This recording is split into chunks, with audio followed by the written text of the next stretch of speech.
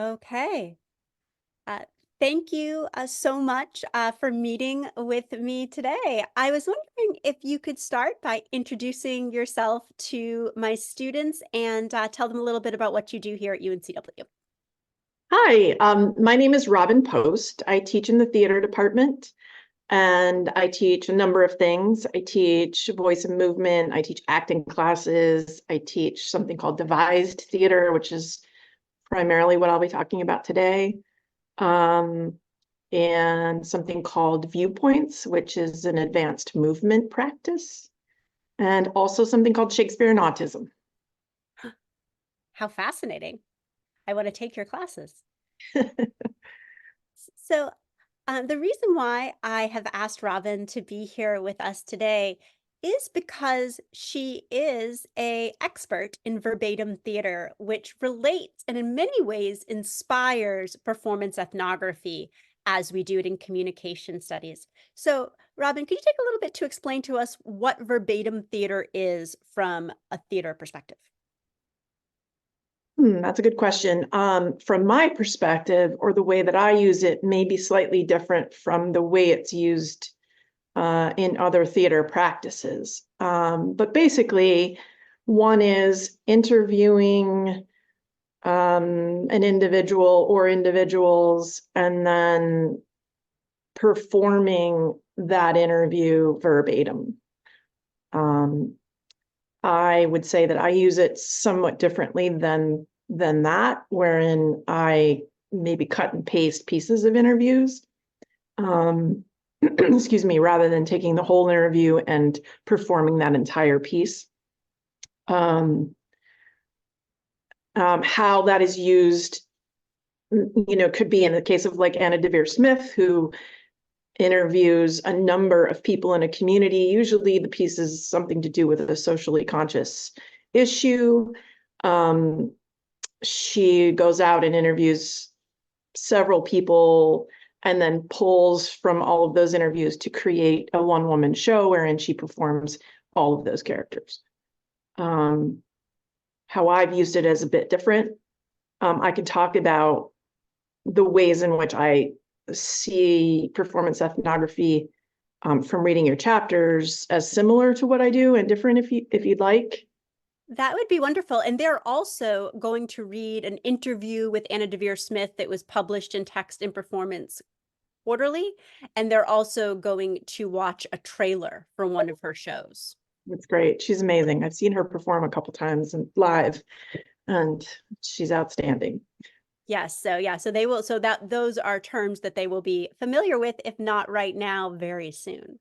So, Okay. so with that, yes, you take this in any direction that you feel would be helpful for them to know based on what you've seen in the readings that they have assigned to them, as well as your lived experience with verbatim theater.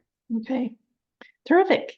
So from what I've gleaned about performance ethnography from reading the chapters in your book, which was great, by the way, it was a really fun read for me. A lot of it sounds pretty similar to the ways in which I've practiced the work. However, I would say the biggest difference for me is that the work I've done with verbatim theater has been in service of creating devised pieces. So similar to the work of Moises Kaufman and the Tectonic Theater's work in creating the Laramie Project, I've used verbatim interviews and combined them with other performance elements such as movement or dance, pieces written by the students themselves, and sometimes visual projections. So in the end, the pieces are a combination of elements that include some verbatim interviews, some interviews or some pieces performed by the students that they created. And then other elements of theater are often included in the final performances. Additionally, the work I've done has involved students interviewing the narrators as opposed to myself interviewing folks and then passing those along. But I usually do the legwork in finding the people that we're looking to interview. As far as the process for devising, just to give you the lay of the land in the way that I do this work, again, there's so many different ways to devise a piece. And so to own it or to say this is the way devising works is sort of problematic, or it isn't accurate. It's just, this is the way that I've done it. Right. So a group of students will come together knowing that we will be creating a new piece that is likely to deal with an issue of social import. They start by engaging in a series of conversations that could be 2 weeks long, that is talking about how to effectively communicate with one another around difficult dialogue, and what each of them will need to safely discuss controversial or highly sensitive material honestly and safely. The idea is that in having this conversation, they're creating tenets or guide rules for the group to remember when things get heated. Once they have established, and more importantly, once trust has been built during that conversation, that inevitably requires a level of vulnerability and truth-telling, then we begin the work of looking at our biases and what it means to live in a white supremacy culture. We might also spend some time building skills to handle our own triggers in an effort to remain in difficult dialogue. So there's a series of practices that kind of set the foundation for doing the work, that kind of need to be there as a sort of safety valve, or a way to understand that this work is about connecting to human beings, and connecting to human beings that we might not agree with, or that might cause us to feel a certain way. And to just jump right into that without any kind of understanding about how we deal with that makes that really difficult. So once that happens, once that foundation is in place, we begin to explore the idea on the table, or in some cases, they present ideas. Everyone brainstorms together the ways in which the topics might matter, and the idea morphs during the conversation into something that they can all get behind. Then we begin discussing who might be good to talk to regarding said idea, and the sorts of questions that might make people feel engaged, or might make them feel like they have a sense of ownership in the creation of the piece. One way in with narrators is to share the idea with them, the reason, the motivation, and the overall vision of the project, and then ask them what about the concept they think is worth sharing with a larger audience, or what they would be interested in hearing from others.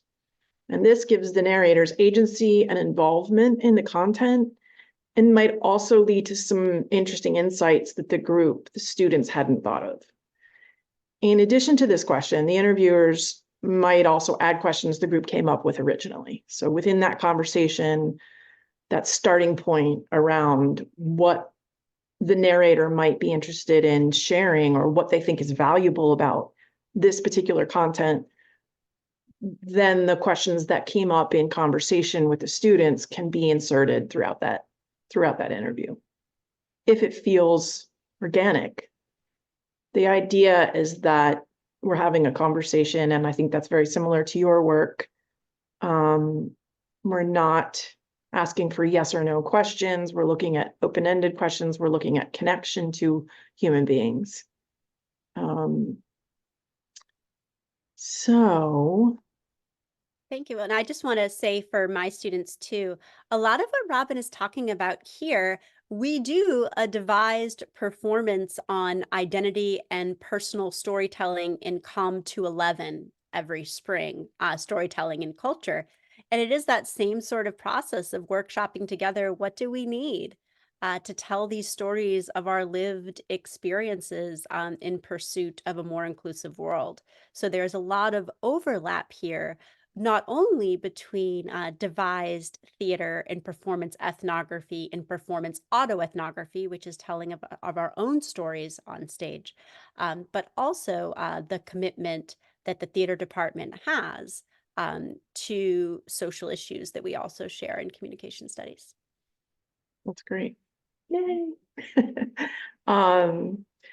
So to go on with this process, once each student and I often have around 10, have interviewed approximately 3 people each.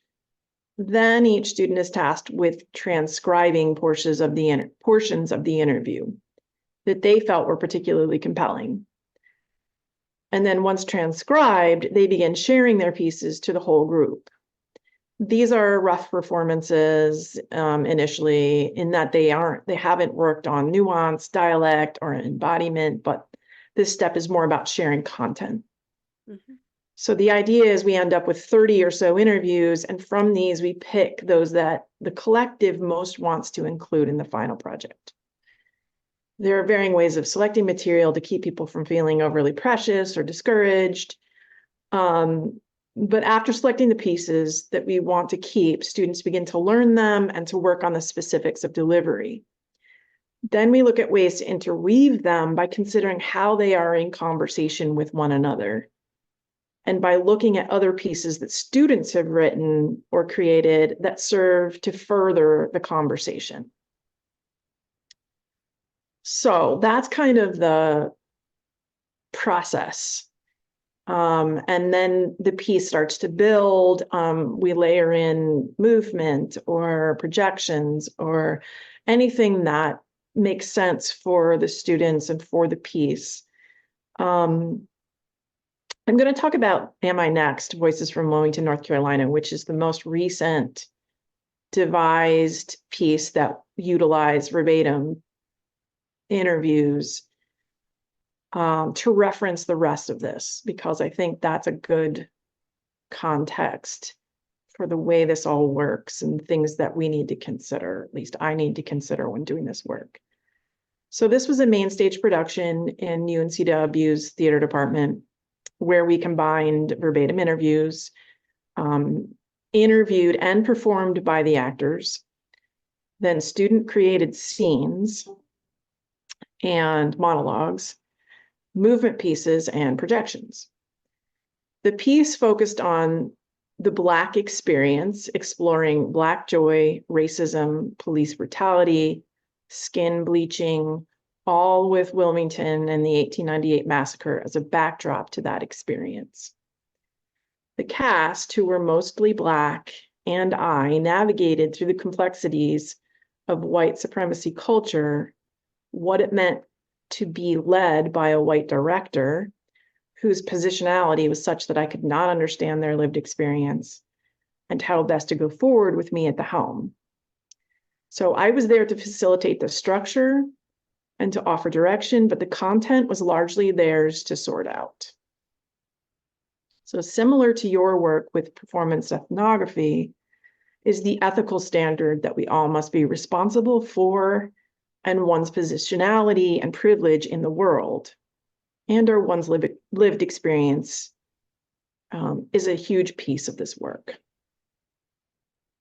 In other words, when we theater practitioners enter a world or community that is not our own due to our own lived experience, or sit in a place of privilege within our society, whether white, able-bodied, heterosexual, cisgendered, living above the poverty line, living without relationship abuse or violent free existence, in good health, mentally and physically, etc., we have a much different experience and responsibility when entering those whose lived experience we cannot claim as our own. How we go about acknowledging that difference to ourselves depends on each individual. But in my work, I encourage all of us to go as deeply as possible with our understanding of what it means to have the privileges others may not, and how this may impact someone being interviewed.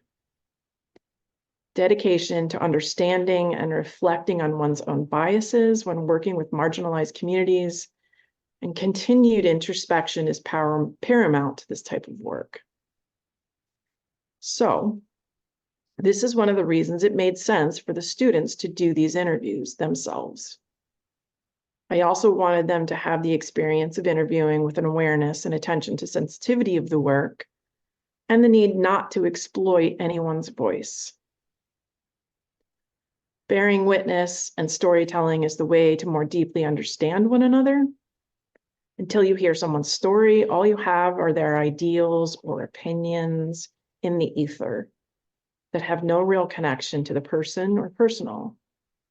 People arrive at their opinions and potentially concerning points of view due to their experience. And one of the ways to impact change is to bear witness and hear someone's story. Not so much what they believe in, but why. Where did it begin? Keep asking questions about without interruption, but rather in an effort to understand. This also requires some work on how to handle our own individual triggers, which I've done a fair amount of training in, so we do some work on that as well. Taking time to embody the story of another honors their truth. And if you haven't really listened and taken in the nuance of their inflection and tone, or their propensity to glottal fry, or their body's betrayal of the topic, you're missing this living being in front of you. And what a gift to be witnessed by anyone in the world that so often just passes you by, or by individuals that are focused so consistently on their own needs. Giving a listen to someone is half the work. I'm getting emotional.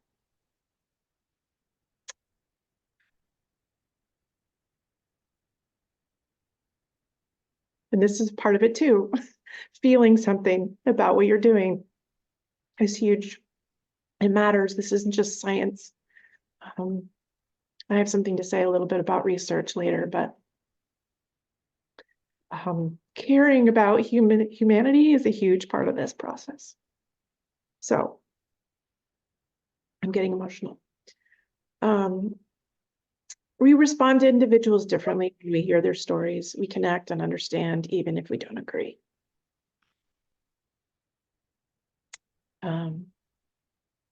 So back to Am I Next? Their initial questions for the interviews for Am I Next came out of our conversations around race and the 1898 massacre, and then their conversations continued based on combined interest of those interviewed and themselves.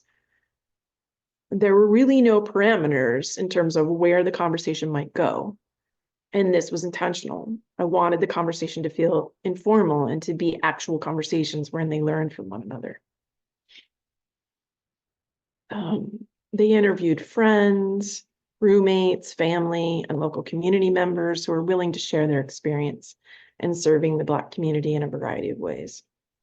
Some of those interviewed were people in Wilmington community or university community that I had contacted after doing some legwork.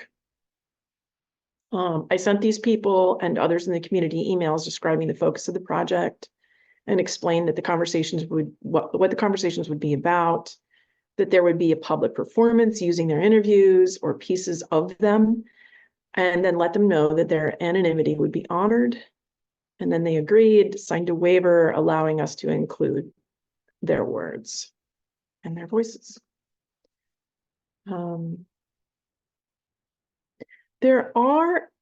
This is a sort of side note, there are occasions when I've utilized verbatim interviews and the performance of those interviews solely in terms of sound as opposed to the body.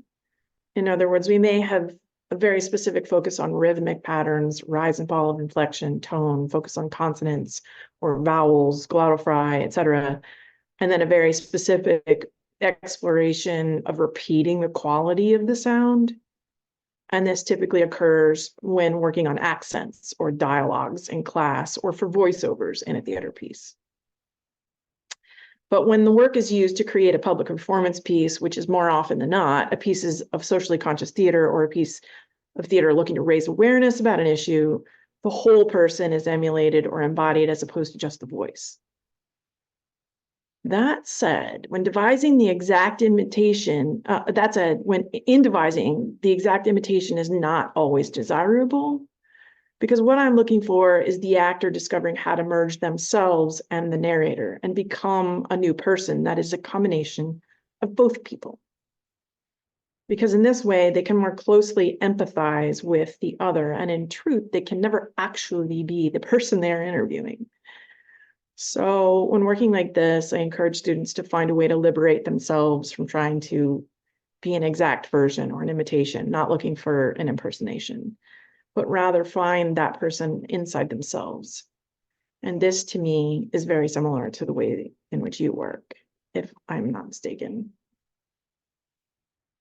When I was a grad student, my cohort and I interviewed women in a domestic violence shelter, which was pretty tricky for lots of reasons, as you can imagine. And one of the most important pieces for actors interviewing such vulnerable populations is transparency, both in terms of being introspective with oneself as to how the issues being explored impact, matter, or are the lived experience or not of the performer. Exploring how all of the above might impact a narrator, and then being as transparent as possible about the motivation, as well as one's dedication to the particular story. In other words, coming to understand the why and motivation behind the project is huge. And if the reason is self-indulgent or in any way sensationalizing or exploiting a community or individual for personal gain, as opposed to increasing awareness or giving voice to the voiceless, then the whole project really needs to be reassessed. So having a clear set of goals that are continuously reevaluated as the project is created, and then sharing those goals with narrators is an ethical necessity. And just to say for my students here, as you're listening to what Robin says, this is why, because we're talking about the complexity of both white masculinity and marginalized identity in my son's experiences, that asked me to do these interviews to give more awareness to the intersections of masculinity and marginalization, why we're returning to them and talking with them and talking with the participants to make sure what we are creating on stage is telling the story and raising the awareness that they are hoping for and desiring for through our artistic choices. So that idea of being deeply invested in the people in the project that are making this work happen is vital, because it moves from advocacy, awareness, social consciousness to exploitation, if that's not what's happening. Yeah, for sure. Yeah, and I mean, and that really, to my mind, requires some digging deep for the folks doing the interviewing, and in ways that may be really uncomfortable, and just sort of embracing the reality and the truth that things are going to be uncomfortable, that they could very well be dealing with or looking at themselves in a way they haven't before, and to be really compassionate towards themselves doing that during that process. The other thing I'll share is that because my work lives in the world of devised theater, it's where it starts in terms of focus will ebb and flow throughout the process and could be totally different in focus by the end.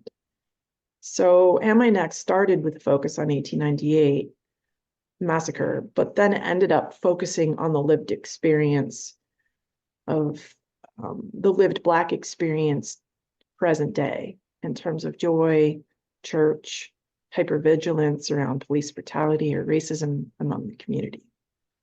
And this change occurred organically as students brought in more interviews and as discussion continued about what they collectively felt was important to share. The direction of the piece is largely dependent on the collective agreement of the whole and could completely change by the end. I also did some work on a project or a program that I created called Interact when I taught at Ohio State. And I led this program for 9 years. And this was a forum theater based project. And the ideas came to us from outside, and they were always socially conscious issues that usually someone in the university wanted us to address. And the ideas would come to us, the cast or the group of students in the class, and then the material was discussed and created with the cast, and then we would interview folks that seemed like they might have more information. And forum theater is basically a piece is created, the actors perform that piece, they stay in character, and the audience asks the characters questions. And therefore, there is this dialogue set up that may not be as easy to have with a real person. So the fact that the audience is speaking to characters enables them to ask maybe deeper questions or questions they might not otherwise ask, or deal with controversial content more freely. And that's a different sort of work than devised theater. I mean, it is still devised theater, honestly, but it's a very specific kind of work.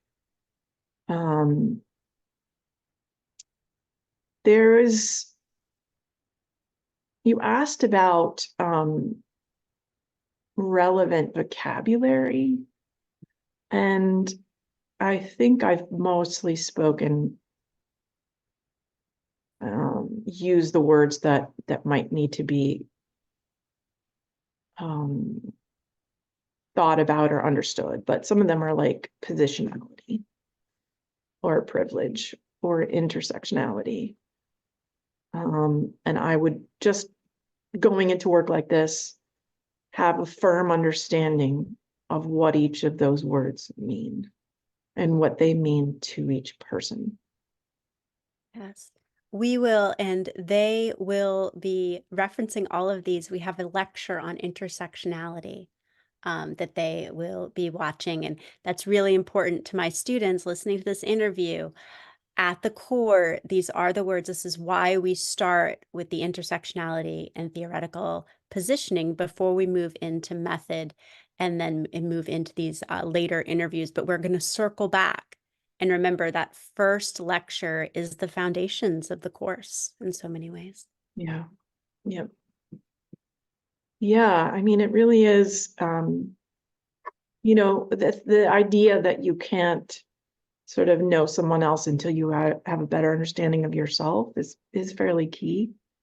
So being consistently open to re-knowing yourself, and not coming in sort of closed and thinking, I already know who I am, and having compassion around the new discoveries that you might make.